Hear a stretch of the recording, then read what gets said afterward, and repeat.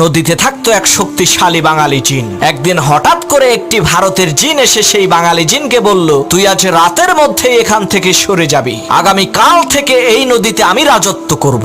ভারতের জিনের এই ধমকি শুনে বাঙালি জিনটি একটি জেলের কাছে গিয়ে বলল, ভাই তুমি যে এই নদীতে মাছ ধরো, আজ পর্যন্ত আমি কি তোমাকে কোনো কষ্ট দিয়েছি? জেলে বলল, না তা তো দেন নাই। তখন সেই বাঙালি জিন বলল, তাহলে আজ রাতে তুমি আমাকে একটু সাহায্য করবা, আমি ভারতের এক জিনের সাথে লড়াই করব। তখন আমি তোমাকে ডাক দিয়ে বলবো, বড় ভাই আপনি আসেন। তুমি তখন বলবা, ওরে ধর আমি আসতেছি। জেলে বলল, ঠিক আছে। কথা অনুযায়ী রাতের বেলা বাঙালি জিন আর ভারতের জিনের মধ্যে তুমুল লড়াই শুরু হয়ে গেল। এমন সময় বাঙালি জিন বলল, বড় ভাই আপনি আসেন। তখন জেলে বলল, ওরে শক্ত করে চেপে ধর আমি আসতেছি। এই কথা শুনে ভারতের জিন বলল, সর্বনাশ, ছোট ভাইয়ের সাথে লড়াই করতেই আমার জান বের হয়ে যাচ্ছে, আর বড় ভাই আসলে তো আমার কেল্লা ফতে হয়ে যাবে। ওরে বাপুরে, আমি গেলাম।